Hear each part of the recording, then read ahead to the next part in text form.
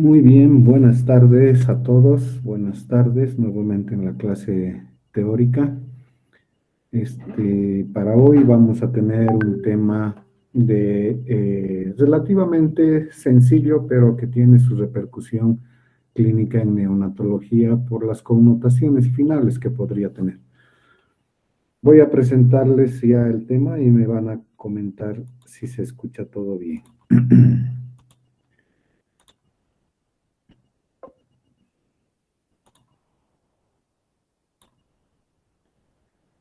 ¿Se logra ver lo que cambian las diapositivas? Sí, doctor. Ya. Bien, les decía, ahora vamos a ver esto que se denomina enfermedad hemorrágica del recién nacido. Se denominaba en realidad, esa es la terminología antigua. Mucho en neonatología ha ido cambiando en relación a el completo conocimiento de la fisiopatología o de la causa de la enfermedad que se conocía con nombres en etapas anteriores. Por ejemplo, antes se hablaba de la eritroblastosis fetal, ¿no es cierto? Porque había mucha cantidad de eritroblastos en la sangre periférica de los recién nacidos. Ahora se conoce eso como enfermedad hemolítica del recién nacido por incompatibilidad ARH. Antes se conocía, no sé, la fibroplasia retrolental, que ahora se conoce como retinopatía de la prematurez. De la misma manera, enfermedad hemorrágica del recién nacido ha cambiado el nombre a enfermedad hemorrágica por deficiencia de vitamina K, como que ya es un poco más específico en relación a la fisiopatología y la causa de esta enfermedad hemorrágica. Y para eso vamos a hablar un poco de lo que es las definiciones de algunos elementos que vamos a ir viendo a lo largo de la presentación. Eh, Todo problema hemorrágico debido a deficiencia de vitamina K es conocida como enfermedad hemorrágica, ¿no es cierto? Y esto se debe a una actividad disminuida de los factores 2, 7, 9 y 10 en la primera semana o en los primeros días de vida, en realidad. Lo que debemos tomar en cuenta en este momento es que los factores vitamino K dependientes que siempre nos han preguntado o en fisiología o en bioquímica o en medicina interna son los factores 2, 7, 9 y 10. Muchos de nosotros hemos aprendido incluso que el 5 formaba parte, el factor 5 formaba parte de la dependencia de la presencia o no de vitamina K, pero en realidad no es así. Los factores son el 2, 7, 9 y 10. La vitamina K tiene su fuente principal de la dieta y de la síntesis de las bacterias. La dieta, sobre todo de componentes como es el perejil, como es las verduras verdes, no sé, varios componentes de nuestra dieta eh, tienen en su composición a la vitamina K y, sin embargo, forman un pequeño porcentaje de la cantidad de vitamina K que se requiere. Fíjense, los requerimientos normales va desde 5 hasta 15 microgramos por día. La mayor cantidad de este requerimiento es cubierto por la síntesis de las bacterias. Las bacterias saprófitas en el colon son las que van a sintetizar la vitamina K a ese nivel y se va a absorber eh, para que cumpla todo el metabolismo de la coagulación, como vamos a ver más adelante. De ahí el hecho de que los recién nacidos que tienen un colon que es prácticamente estéril, tienen deficiencia de vitamina K. Más adelante vamos a ver la clasificación y muchos elementos que nos ayudan a comprender de mejor manera. Fíjense, los recién nacidos, incluso los recién nacidos que nacen a término, tienen valores de vitamina K muy inferiores a los que tiene la madre, porque el pasaje a través de la barrera hematoplacentaria no puede cubrir los requerimientos diarios. Y esta vitamina K es un cofactor necesario para la carboxilación de la protrombina en protrombina activa y luego en trombina. Ustedes van a ver de que la coagulación sanguínea va a tener dos vías, ¿no es cierto? Una vía intrínseca que se activa con el factor de contacto o Hageman y la vía extrínseca que se activa con el factor 7. ambos van a caer en la activación del factor 10 y de ahí ya tienen una vía común para luego formar la fibrina o el insoluble que es el coágulo. Entonces, como que eso también es importante de recordar. Y la coagulación sanguínea puede ser determinada por varias pruebas de laboratorio y aún así los resultados que nosotros obtenemos de los exámenes de laboratorio pueden tener pequeñas o grandes diferencias en relación a las pruebas de laboratorio con valores representados en los pacientes adultos. En los niños, por ejemplo, el tiempo parcial de tromboplastina es más prolongado que lo normal, debido a que tiene bajas concentraciones del factor de contacto, que es el Hageman, el número 12, como habíamos visto en la anterior diapositiva. El tiempo de protrombina, que normalmente es de 12 a 14 segundos en los adultos, en los niños o en los recién nacidos puede tener incluso hasta 3 segundos por encima de este valor. Sin embargo, el fibrinógeno o las concentraciones de fibrinógeno y la cantidad de plaquetas que existe por milímetro cúbico tiene que ser la misma que en los pacientes adultos. Y eso es muy importante para hacer el diagnóstico diferencial. Las plaquetas, que son un elemento muy sensible en la evaluación y evolución de las enfermedades infecciosas en los recién nacidos, tienen que tener el mismo valor tanto en niños, adolescentes, adultos, así como los recién nacidos. Eso lo vamos a ver también más adelante. Hay una clasificación de la enfermedad hemorrágica por deficiencia de vitamina K. Se clasifica en temprana, clásica y tardía. La temprana es aquella que se presenta en las primeras 24 horas de vida, la clásica desde el segundo hasta el séptimo día de vida y la tardía desde la primera semana hasta los 3 o 6 meses de vida. Muchos de ellos toman como un punto de corte entre las 8 semanas 8 a 10 semanas, que vendrían a ser aproximadamente 2 o 2 meses y medio, pero alguna literatura abarca o prolonga la enfermedad hemorrágica tardía hasta los 6 meses de vida. Fíjense, esto de los desórdenes hemorrágicos en el neonato, de una revista Neo Reviews del 2008, el tipo de vitamina, el tipo de deficiencia de vitamina K, temprana, clásica y tardía, el tiempo de inicio y la causa. Aquí está asociada la causa. Fíjense, en la temprana, en las primeras 24 horas del nacimiento, se debe al uso de antibióticos o anticonvulsivantes en la madre. En la clásica, del segundo al séptimo día, es una pobre ingesta de vitamina K, usualmente se debe a la alimentación exclusiva con seno materno, sobre todo si es que aquellos recién nacidos no han tenido la administración de vitamina K durante el nacimiento. Y la tardía, que aquí la toman en cuenta desde la primera hasta la octava semana, se debe a una mala absorción de grasas en algunas enfermedades como la atresia biliar, la fibrosis quística, la deficiencia de alfa-1 antitripsina, la pobre ingesta de alimentos, pacientes que reciben menos cantidad de leche en esa semana, y también el uso de antibióticos por cualquier razón, ya sea por un proceso infeccioso ambulatorio, que fue de tratamiento ambulatorio, o un proceso infeccioso de tratamiento intrahospitalario. Un poco más asociado a las características clínicas, la hemorragia temprana es una forma grave de hemorragia intracraneana, o sea que en las primeras 24 horas no administrar vitamina K a nuestro paciente podría acarrear la presencia de una hemorragia intracraneana. Y además de no administrar la vitamina K, puede estar asociado al uso de anticonvulsivantes como el fenobarbital, por ejemplo, anticoagulantes como la heparina, los tuberculostáticos, sobre todo el INH y la rifampicina. Y aunque su compromiso a nivel del sistema nervioso central es muy importante, existe una menor probabilidad de secuelas en el recién nacido y también existe menor probabilidad de muerte.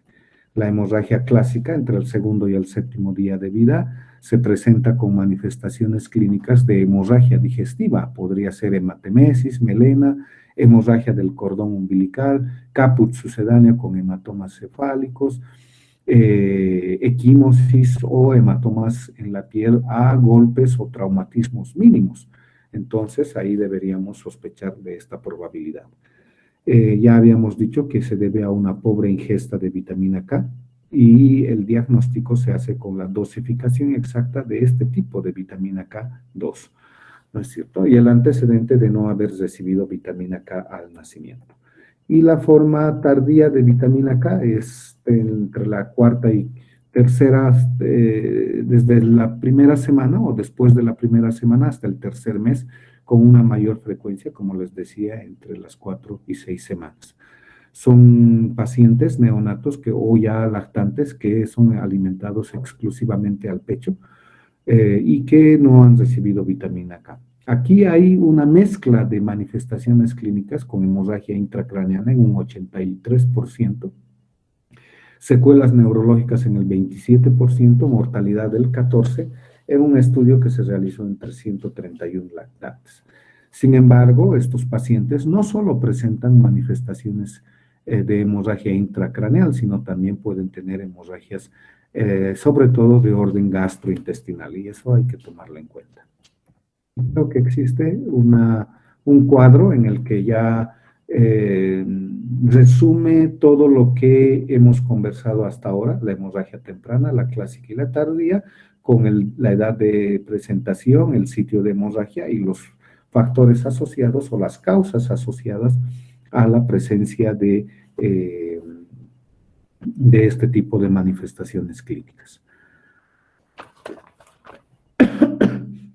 En toda la literatura, la enfermedad hemorrágica por deficiencia de vitamina K, y en toda la literatura, incluso esta que es sacada de una actualización en la literatura neonatal, le toman o le dan mucha importancia a este tipo de clasificación, ¿no es cierto? En la precoz o temprana, clásica y tardía. Acá quizás ya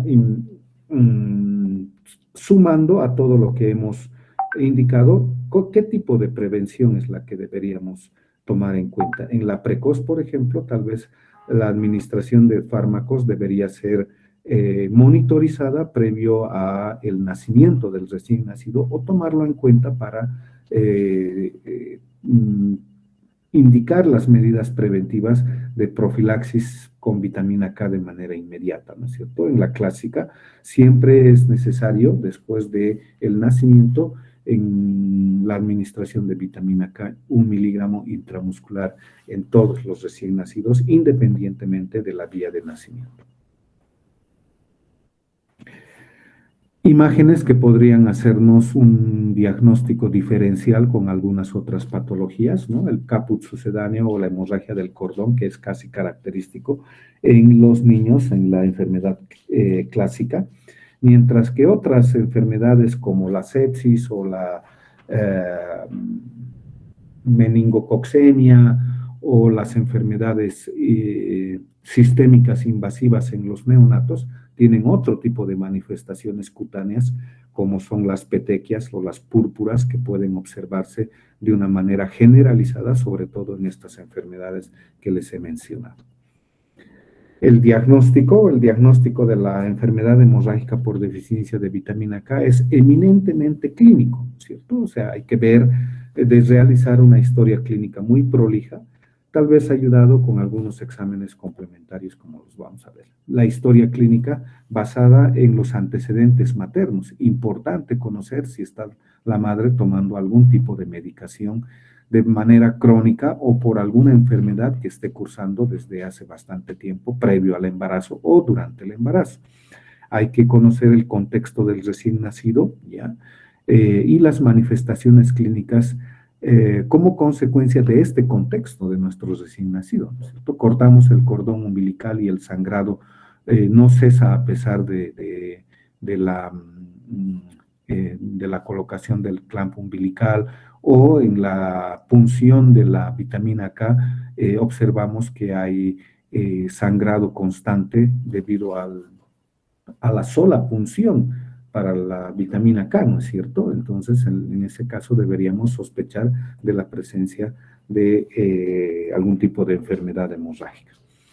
Entre los exámenes de laboratorio complementarios que deberíamos solicitar, el hemograma es importante para determinar cuánta sangre se ha perdido. Aquí en el hemograma debe incluir la presencia de plaquetas. Ya les había dicho que las plaquetas deberían ser en mismo número en los recién nacidos como en los adultos. Por lo tanto, este recuento de plaquetas nos podría orientar hacia una u otra dirección, incluida una sepsis neonatal que también es relativamente frecuente en nuestro medio. Pruebas de coagulación con el tiempo de protrombina y el tiempo parcial de tromboplastina activada, como hemos mencionado más hace unos minutos, y el fibrinógeno y los productos de degradación de la fibrina también deberían ser medidos, teniendo en cuenta de que la alteración de estos podría direccionarnos hacia otro diagnóstico. Acá está, el dímero D y el conteo de plaquetas son importantes, y el tiempo de parcial de tromboplastina activada, como les había mencionado, podría tener una prolongación fisiológica en el recién nacido, y debemos interpretarla en el contexto de nuestro recién nacido si es que tenemos alguna alteración en los valores normales que nos dicta el examen de laboratorio. Hay muchas enfermedades que deberíamos tomarlas en cuenta para el diagnóstico diferencial. Fíjense, aquí tenemos condiciones como la hemofilia A, la hemofilia B, la enfermedad de von Willebrand, la trombocitopenia, disfunción plaquetaria, sepsis, la falla hepática, la coagulación intravascular diseminada, y en este sector se encuentra la deficiencia de vitamina K. Entonces, los distintos exámenes complementarios que vamos a solicitar deberían estar normales, alterados en más o en menos, dependiendo de cuál es la condición que nosotros vamos a sospechar en nuestro recién nacido. Por lo que la presencia de hemorragia en cualquier sitio de nuestro paciente no nos obliga a pensar en un solo diagnóstico, sino más bien de abrir el abanico de posibilidades e ir descartando una tras otra dependiendo de los exámenes que vayamos a encontrar en los resultados que nos manda el laboratorio. Ya con algunas enfermedades que son mucho más frecuentes, aquí por ejemplo, enfermedad hepática, von Willebrand, hemofilia tanto A y B, y una que es poco frecuente, la deficiencia del factor 13, y menos frecuente la fibrinogenemia, por ejemplo, donde vamos a ver las alteraciones tanto en la apariencia como en los resultados de los exámenes de laboratorio, teniendo a una enfermedad hemorrágica por deficiencia de vitamina K en un paciente con apariencia normal, con el tiempo de protrombina y el tiempo parcial de tromboplastina activada prolongados, ¿no es cierto? Acá debemos obtener fibrinógeno y los productos de degradación de la fibrina que deberían estar completamente normales, lo mismo que las plaquetas para determinar una diferencia entre una y otra enfermedad.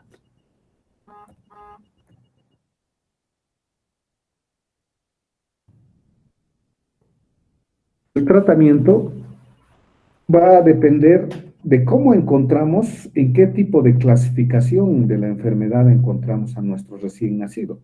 Debemos convenir todos nosotros de que no todos los recién nacidos tienen un parto hospitalario, ¿no es cierto? Hay un gran porcentaje de los partos que se realiza en domicilio o en situaciones en las cuales no está el personal de salud involucrado en dicho nacimiento. Pero la administración de vitamina K parenteral tiene que ser evidenciado en los casos en los que existe la deficiencia de la misma. Si es un parto domiciliario, es muy poco probable de que el niño haya recibido vitamina K después del nacimiento. Por lo tanto, nuestro tratamiento, apenas veamos a un recién nacido, tal vez con parto domiciliario y que acude a la emergencia o a la consulta por hemorragia en alguno de los sitios que ya hemos mencionado, quizás la administración de 1 miligramo o 2 miligramos de vitamina K en dosis única es suficiente. Ahora bien, más adelante vamos a ver en relación a la controversia también que existe respecto de la dosis que debemos administrar, y no solo de la dosis, sino de muchas otras características propias de esta enfermedad que han traído mucha controversia y lo vamos a ir analizando. Si tenemos a nuestro paciente con una hemorragia considerable, por ejemplo, gastrointestinal con abundante hematemesis, por ejemplo, deberíamos administrar plasma fresco congelado en 10 a 15 ml por kilo. Después de eso, se podría repetir la administración de, no de la administración, sino repetir las pruebas de coagulación que nosotros hemos solicitado, tal vez 12 o 24 horas después de las pruebas iniciales para ver la evolución y ver si existe posibilidad de otro tipo de diagnóstico, el cual podríamos estar pasando por alto. Si la hemorragia es tan importante que puede conducir a nuestro paciente al choque hipovolémico, tal vez podríamos pensar en administrar paquete globular, 10 ml por kilo, o sangre fresca total hasta 20 ml por kilo. Eso va a ser, como les decía antes, dependiendo del contexto de nuestro recién nacido. Lo importante en la enfermedad hemorrágica por deficiencia de vitamina K es la profilaxis, o sea, en el manejo del recién nacido en sala de partos, del manejo del recién nacido sano, está como norma la administración de vitamina K. La dosis es de 1 miligramo intramuscular en el recién nacido de término, 0,1 a 0,5 en el recién nacido pretérmino y 2 miligramos cuando la administración de vitamina K es por vía oral. Sin embargo, existe controversias sobre la administración, la vía de administración de la vitamina K. Como dice aquí en la diapositiva, hay algunos estudios que habían asociado la vitamina K intramuscular con una mayor posibilidad de tumores sólidos o de cáncer en la sangre, como ser leucemia. Sin embargo, esta controversia no es del todo, o se ha refutado, como vamos a ver más adelante. Pero la evidencia clínica que nosotros tenemos a través de los estudios clínicos está demostrada en estudios a nivel latinoamericano e incluso nacional. Fíjense, los estudios clínicos en México han encontrado 34 casos, de los cuales 94% eran en recién nacidos de término, de los cuales el 20% se manifestó en las primeras 48 horas. Y entre los 3 y 7 días el 20 restante por ciento y casi un 60% después de los 7 días. O sea que la hemorragia tardía ha sido la forma más importante de presentación en este estudio del 2006, con una mortalidad cerca al 15% de los pacientes. Y las manifestaciones clínicas o el sitio de sangrado, fíjense, en el tubo digestivo en casi el 45%, en hemorragia intracerebral en el 40%, piel y mucosas en más del 20%, hemorragia en vías urinarias, en articulaciones, mediastino, pulmón en menos del 10%, cada vez menos, pero los más frecuentes en el tubo digestivo y en cerebro, y esto es lo que debemos tomar en cuenta a la hora de evaluar a nuestros pacientes. Otro estudio también en México, el 2002, hace 20 años atrás, un poco ya se ha estudiado en relación a esta enfermedad, pero acá se han estudiado 46 neonatos, 91% presentaron forma tardía, como en el anterior estudio, la forma tardía de presentación fue más frecuente, y a pesar de que el 52% de los partos fueron atendidos por médicos o por parteras, el desconocimiento de la administración de vitamina K fue en el 61%, o sea, que incluso en sitios de salud establecidos como son los hospitales, las postas o los hospitales de segundo o tercer nivel, si no está anotado la administración de vitamina K, eso debería llamarnos la atención ante la probabilidad de que nuestro paciente vaya a presentar la enfermedad, porque a veces sí colocan la vitamina K, pero no la anotan, o a veces ni la anotan ni administran. Entonces debemos estar pendientes ante esta posibilidad. La mayoría de los estudios clínicos han determinado que signos y síntomas de los pacientes van a ser por probabilidades, fíjense, irritabilidad casi en un 87%, 76% palidez, fontanela abombada en un 72%, vómitos, en este caso con hematemesis en un 60%, convulsiones 45%, sangrado de las mucosas en casi 40%, ¿no?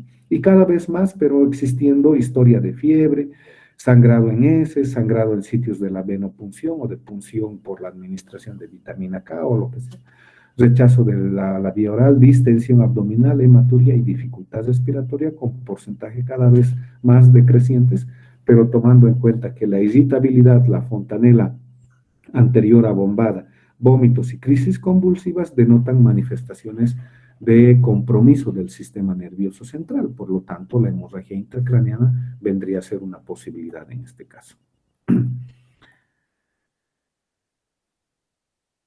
Los estudios clínicos con evidencia que nos indican los factores predisponentes, en este caso de una revista boliviana, de la Sociedad Boliviana de Pediatría, la dividen en factores maternos y factores neonatales. Los factores maternos ya habíamos visto que el uso de aspirina o salicilatos, warfarina, dicumarol, idantoína, carbamazepina y primidona, que son los anticonvulsivantes, rifampicina y isoniazida, que se utiliza en nuestro país para el tratamiento de la tuberculosis. Debemos investigar si nuestro paciente está tomando dichos medicamentos. En los factores neonatales podemos indicar la prematuridad, alimentación deficiente, nutrición parenteral, porque la nutrición parenteral no entra dentro de la administración de vitamina K parenteral, ¿no es cierto? El síndrome de mala absorción, el uso de antibióticos, lo que produce una esterilización intestinal, retardo en la colonización bacteriana intestinal, complicaciones como el síndrome, el sufrimiento fetal agudo o la asfixia perinatal. Y la controversia esa que habíamos mencionado respecto de la probabilidad de administrar vitamina K de manera intramuscular y la posibilidad de leucemia o tumores sólidos ha sido descartado por estudios posteriores.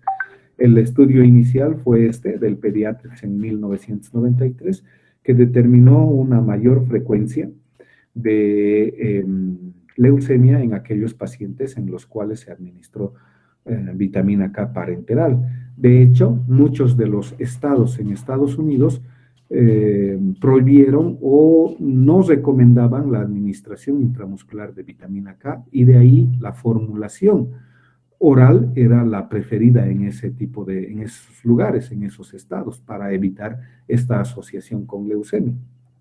Sin embargo, no han reportado casos de leucemia, y más bien la administración oral de vitamina K ha incrementado la probabilidad de sufrir enfermedad hemorrágica por deficiencia de vitamina K. Ya hace 10 años, fíjense, en este artículo del Pediatrics in Review, que es cuidado del recién nacido sano, indica que no existe suficiente información acerca de la eficacia de la vitamina K oral como para ser recomendada para su uso rutinario. Aunque si yo prohíbo en algún estado o en algún lugar la administración de vitamina K, obviamente la administración oral tendrá cierto efecto, ¿no es cierto? Pero no existe tampoco probada ninguna relación entre la administración de vitamina K y el cáncer infantil. O sea que ya el 2012 refutaron el hecho de esta asociación entre vitamina K y el cáncer infantil. Lo que sí indica es que el Comité del Feto y del Recién Nacido de la Academia Americana de Pediatría, que es su última recomendación, el 2003, indica lo siguiente: debido a que la administración de vitamina K ha demostrado prevenir la enfermedad hemorrágica del recién nacido y los riesgos de cáncer no han sido probados, se recomienda lo siguiente: debe ser administrada a todos recién nacido dosis única intramuscular de 0,5 a 1 miligramo. Investigaciones adicionales deben ser realizadas para probar la eficacia de la formulación oral de vitamina K. 2 miligramos orales de vitamina K pueden no ser suficientes o no ser efectivos para evitar la enfermedad hemorrágica por deficiencia de vitamina K. Y todos los profesionales en salud deben informar sobre los riesgos de la enfermedad hemorrágica tardía relacionados a la administración oral de profilaxis de vitamina K asociada a lactancia materna exclusiva. ¿Qué quiere decir? Yo le doy vitamina K oral y además solo doy alimentación al pecho exclusivo, entonces eso nosotros debemos tomarlo en cuenta para determinar quizás una mayor probabilidad de enfermedad hemorrágica. Como verán, es una patología que no es muy complicada, no es difícil de entender en su fisiopatología, pero que es importante porque todos nosotros vamos a estar siempre como primer contacto cuando haya un nacimiento, puede ser en la provincia, puede ser en nuestra rotación de campo, puede ser en una rotación de una guardia o en los trabajos eventuales que nosotros una vez egresados tenemos, ¿no es cierto? Muchos de nosotros nos hemos ido al campo a trabajar o en las clínicas periféricas, periurbanas, incluso en las mismas clínicas, y a veces somos el primer contacto con el recién nacido. Por lo tanto, la administración de vitamina K, 1 miligramo intramuscular, debe ser ineludible para todos los recién nacidos. Entonces, eso como conclusión, ¿no es cierto? Y el hecho de que obtengamos de nuestra historia clínica un nacimiento fuera de servicio, un nacimiento domiciliario o atendido por partera, debemos preguntar sobre la administración de vitamina K. Caso contrario, estamos en la obligación de nosotros administrarle vitamina K 1 miligramo intramuscular. Si tienen alguna duda, alguna pregunta, algo que quieran saber respecto del tema o relacionado a él.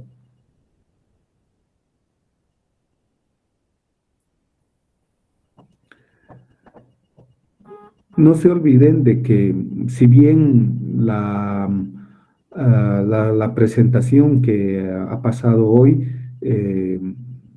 tiene lo básico en relación a las diapositivas, la explicación es mucho más importante, ¿no es cierto? Y obviamente de ahí es que salen las preguntas del examen. A veces uno dice, bueno, pues no es necesario asistir a la clase teórica porque en las diapositivas está todo.